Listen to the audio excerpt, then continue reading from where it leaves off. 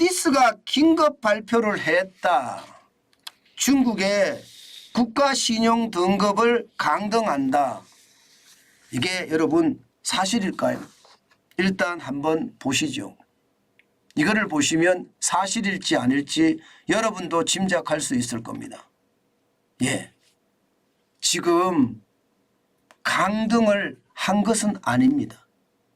정확히 말하면요, 무디스가 중국 국가신용 등급 전망을 강등한 겁니다.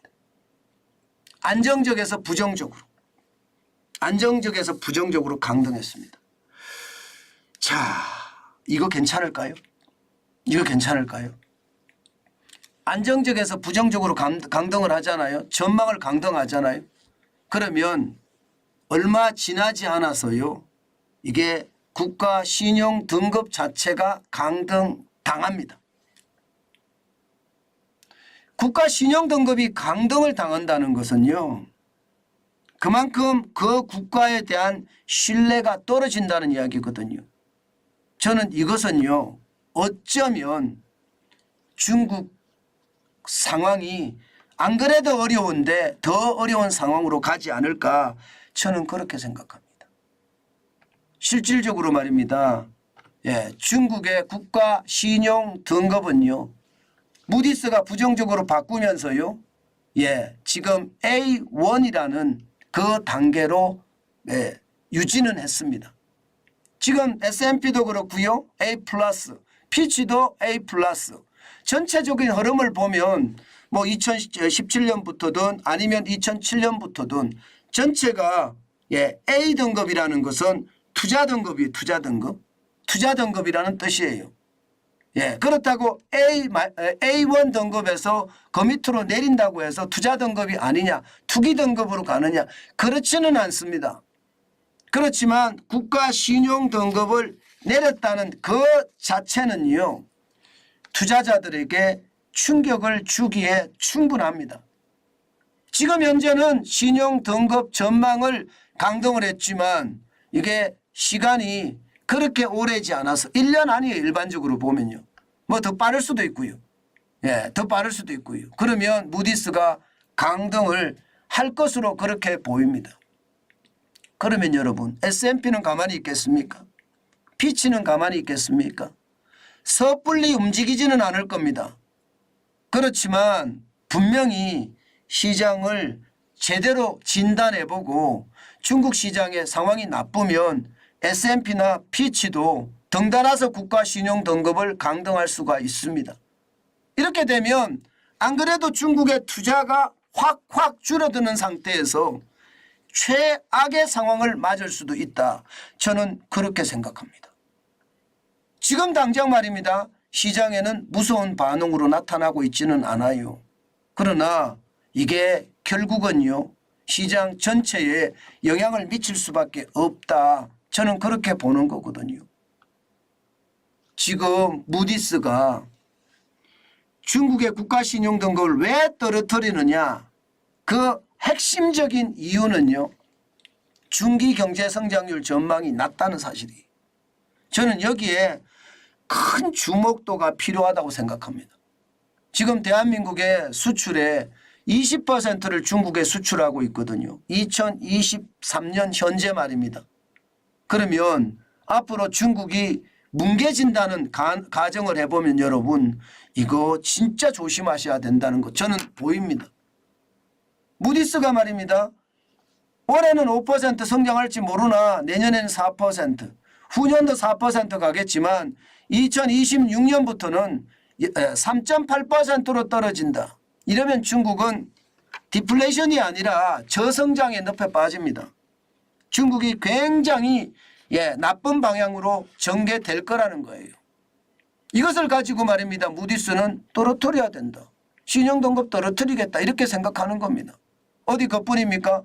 중기 경제 성장률에 대한 전망만 가지고 단순하게 결정하지는 않았습니다. 예, 부동산에 대한 투자, 부동산에 대한 위기, 이것도 짚었습니다. 실제 중국의 부동산 개발 투자액 올해 말입니다. 1월에서 10월까지 보면 전년 대비해서 마이너스 9.3%까지 떨어졌거든요. 그러니까 시장에 위협이 있죠. 중국은 말입니다. 내수의 한 30% 가까이가 부동산이에요. 그동안 말입니다. 많이 경제 성장률의 어떤 방향을 틀었다고 해요. 예. 기본적으로는 부동산이나 뭐 신발이나 의류나 이런 경공업에서 말입니다. 중공업 내지는 첨단 산업으로 2차 전지나 혹은 태양광이나 혹은 말입니다. 전기차나 이렇게 옮겼다고 이야기는 하지만요. 여전히 부동산에 대한 비중은 높고요. 부동산에 대한 비중이 높으니까 이게 부동산이 무너지면 중국 경제 자체가 어려워진다. 이렇게 이야기하는 거고요. 여기에다가 부채 이거 이겨내겠냐 이거예요. 부채 이겨내겠냐. 지금 총 부채 비율이 정부, 기업, 가계까지 다 합치면 2023년 1분기에 GDP 대비 281.8%다. 이게 말입니다. 2015년까지만 하더라도 227.3%였는데 지금 281.8%까지 늘었으니까 이게 엄청나게 늘은 거다. 위기. 다시 말해서 부채 폭발에 대한 위기가 충분히 있을 수 있다. 지금 무디스는 그렇게 이야기하고 있는 겁니다. 저는 이것을 보면서요. 과연 대한민국은 괜찮을 건가 그 생각을 저도 모르게 하게 되더라고요. 저도 모르게. 왜냐하면 여러분 대한민국의 부채 비율도 만만치 않죠. 중국의 총 부채 비율이 281.8%라면 대한민국의 경제 주체라고 하는 정부, 그리고 말입니다. 기업, 그리고 말입니다. 가계. 당장 말입니다. 가계만 하더라도 100%가 넘잖아요.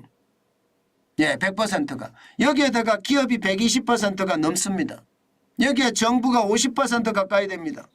저는 중국의 총 부채 비율이 281.8%라고 했는데 대한민국도 어림잡아 보면요. 당장 173%나 됩니다. 273%나 됩니다. 이게 결코 대한민국의 부채 비율이 낮은 것도 아니고요. 게다가 중국은 부동산발 위험이 있다면 대한민국은 부채발 위험이 있습니다. 예상했던 것보다. 내수, 소비 지금 굉장히 많이 떨어지고 있잖아요. 소비를 진작시켰으면 좋겠는데 주 52시간제나 최저임금이 발목을 잡고 있습니다. 주 52시간제나 최저임금의 어떤 대대적인 계획이 없이는요. 내수가 살아나기 굉장히 어려울 거예요. 그만큼 물가가 많이 올라가 있고요. 최저임금을 5년 동안 41.6%나 올렸으니 당연히 올라가 있죠. 여기다가 주 52시간제 도입했으니 68시간 주 일하던 걸 갑자기 주 52시간으로 바꿨어요. 이게 나라 경제가 괜찮겠습니까? 그게 저는 충격이 될 거라고 생각을 하고요. 여기에 대한민국의 잠재 성장률은 얼마나 떨어지고 있습니까? 지금 이대로라면 올해 말입니다. 0.9까지 떨어진다는 이야기가 나오잖아요. 올해 0.9. 올해 말입니다. 뭐 그렇게까지 떨어질 것 같지는 저는 않는데 그건 충격적인 이야기라고 보는데 중요한 것은 장기적으로 잠재 성장률이 대한민국은 0점대로 추락할 거다. 그렇게 예상을 하잖아요. 그렇게 따져보면 말입니다. 중국도 지금 국가 신용등급 전망을 강등을 해서 결국은 신용등급 자체가 강등당할지 모르겠다. 그렇게 이야기하지만 대한민국도 지금 중국의 어떤 강등의 상황을 비춰보면 대한민국도 만만치 않구나. 아마 느끼시게 될 겁니다.